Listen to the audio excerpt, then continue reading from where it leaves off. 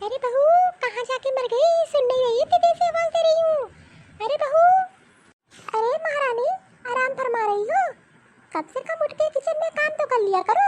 इतने दिन से पड़ी हुई हो, ना कोई काम ना कोई धाम, सारा काम अकेले मुझे करना पड़ रहा है। माँ जी, मेरी तबीयत बिल्कुल ही ठीक है। मुझे बहुत दिन से फीवर आ रहा है। मैं बिल्कुल उठ नहीं पा रही हूँ। उठती हूँ तो चक्कर आ रहा है। अरे ये सब तो तेरे नाटक है, चोचले हैं डेरी के। एक काम कर, चलिए जा अपने मैके, वहीं जाके आराम कर। ससुराल में तेरे ये नखरे नहीं चलने वाले। सुन ले एक बार, यहाँ रहना है तो काम करना पड़ेगा, और ये सब नाटक नहीं चलेगा जो आराम फरमा रही है। अरे माँ जी, मैं सही में बोल रही हूँ। मेरी तबीयत बहुत खराब है। मुझसे तो बिल्कुल उठा भी नहीं जा रहा है। बहुत नाटक तेरा हो गया। एक काम करती हूँ, तेरे मैके फोन लगा देती हूँ, वही लोग अब तुझे संभालेंगे। एक काम नहीं करती है, मैं दिन भर लेटी रहती है, ऊपर से बताती है मेरी तबीयत नहीं ठीक है। हेलो, मैं प्रिया के साथ बोल रही हूँ। मैंने इसलिए फोन किया था कि अपनी बेटी को यहाँ से ले जाइए, मुझसे अब इसके नखरे नहीं सहे जाएंगे। अरे अरे समधन जी, आप कैसी बात कर रही हैं? आखिरकार मेरी बेटी ने अब क्या कर दिया?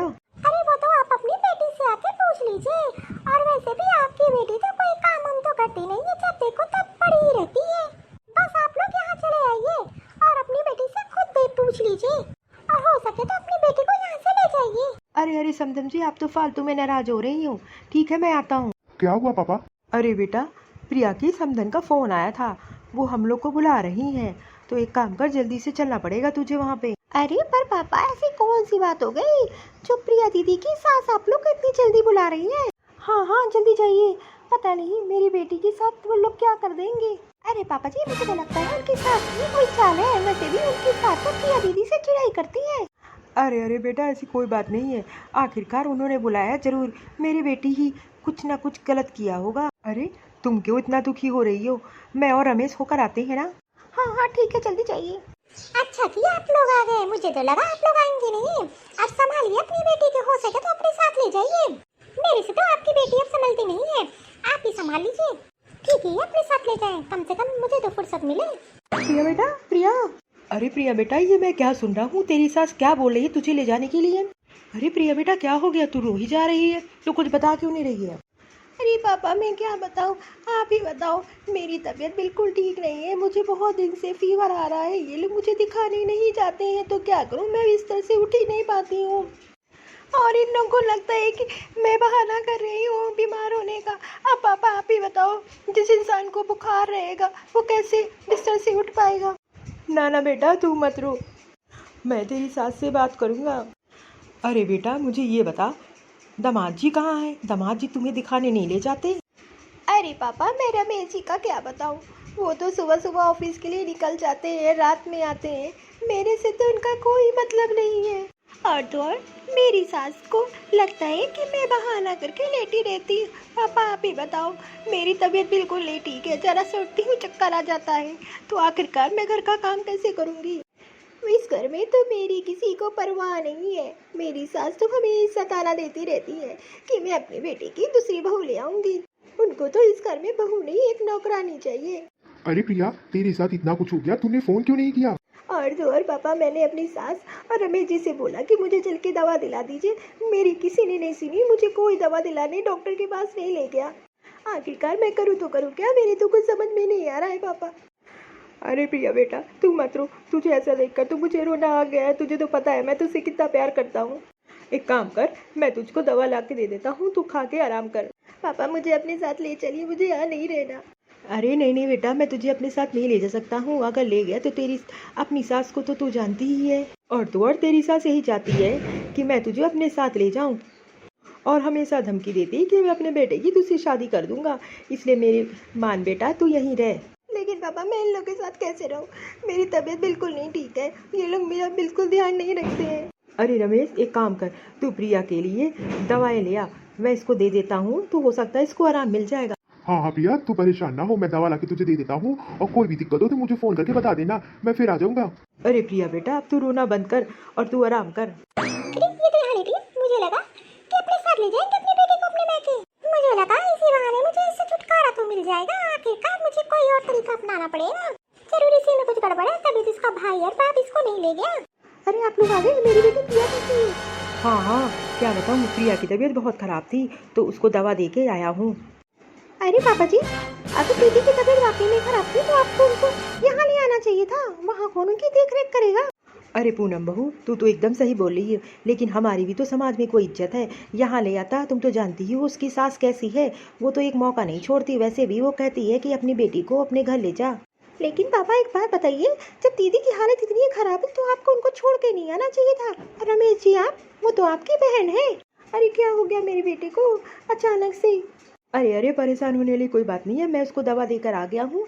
दवा खाएगी, आराम करेगी तो सही हो जाएगी। लेकिन पापा जी, आप लोगों ने एकदम अच्छा नहीं किया। आप प्रिया दीदी को वहाँ के इलाज छोड़ा है, और उनकी सास तो एक नंबर की चंटाला है। आप तो जानते ही हैं, प्रिया दीदी को बिल्कुल भी पसंद नहीं करती है। अरे बहू, तू अभी उसकी सास को नहीं जानती है। मैं अगर प्रिया को यहाँ ले आता तो उसको मौका मिल जाता।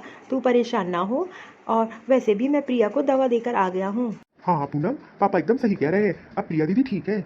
अरे रमेश जी, ये बात बताइए, पापा जी का अपनी जगह सोचना ठीक है, लेकिन प्रिया दीदी को ऐसे हाल में छोड़ के आना बिल्कुल भी ठीक नहीं था। आप तो उनके भाई हो, आप तो पापा जी को समझा सकते थे। आखिरकार आप अपनी बहन का दुख नहीं समझोगे तो कौन समझेगा? मैं एक बार फोन कर लेती हूँ, प्रिया दीदी का हाल चाल ले लेती हूँ। हेलो, हाँ प्रिया दीदी, हेलो। अरे प्रिया दीदी, आपकी आवाज़ बहुत धीमी आ रही है, क्या हुआ? आपकी तबीयत नहीं ठीक है क्या? अरे नहीं भाभी, मेरी तबीयत बिल्कुल नहीं ठीक है। मेरी तबीयत इतनी ख़राब है कि मुझसे खड़ा भी नहीं होया जा रहा है, और तो और मुझसे तो फ़ोन पे भी बात नहीं किया जा रहा है। भाभी मैं बाद में बात करूँगी, मैं फ़ोन रख रही हूँ। क्या हुआ पूनम, प्रिया ने क्या बताया? अरे मुझे तो प्रिया दीदी की आवाज़ सुन के ही रोना आ रहा था। उनकी तबीयत बहुत ख़राब है, उनसे तो फ़ोन पे भी बात नहीं किया जा रहा है, और आप लोग ने उनको वहीं छोड़ा है। अरे कम से कम अपनी बहन के बारे में तो सोचा होता। अब मैं यहाँ एक पल नहीं रुकूंगी, मैं जा रही हूँ, प्रिया दीदी को यहाँ लेकर आऊँगी। अरे पूनम रुको, मैं भी चलता हूँ, एक बार पापा को तो बता देता हूँ। अरे बेटा, क्या हो गया? अरे पापा, पूनम ने प्रिया दीदी से बात की, उनकी तबीयत बहुत खराब है, और तो और वो तो फोन पे बात नहीं करना पा रही हैं, इसलिए मैं और पूनम जा रहा हूँ, प्रिया दीदी को यहाँ लेकर आऊंगा। ये भगवान, मेरी बेटी को क्या हो गया है? एक काम करिए, जल्दी जाइए।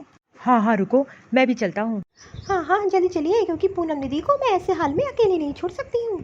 अरे पूनम दीदी, अरे भाभी आप देख लिया रमेश जी, मैं क्या बोल रही थी? पूनम दीदी की तबीयत बहुत खराब है, उनकी आवाज़ से ही लग रहा था।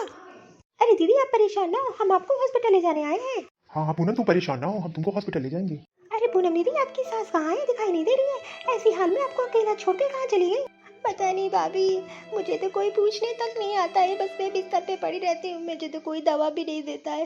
वाकई में मेरी तबीयत बहुत खराब है, मुझे चक्कर से आ रहे हैं, मुझसे तो खड़ा भी नहीं हो जा रहा। अरे मैं अपनी बेटी को हॉस्पिटल ले जाने आया हूँ, उसको दिखा देता हूँ, उसकी तबीयत बहुत खराब है। हाँ तो मैंने कब मना किया? मैं तो यही कह रही थी कि आप अपनी बेटी को यहाँ से ले जाइए। अरे आंटी जी, बुरा मत मानिएगा, ये हालत आपकी वजह से हुई है। आप तो सास हो, आपको तो अपनी बहू का ध्यान रखना चाहिए। आपने तो इसको ऐसा कर दिया कि इसको दिखाने तक नहीं ले गए आप लोग। और तो और इनकी हालत की जिम्मेदार सिर्फ आप ही हो। और तो और आपकी बहू बीमार है, आपकी क्या जिम्मेदारी बनती है कि अपनी बहू को दिखाना?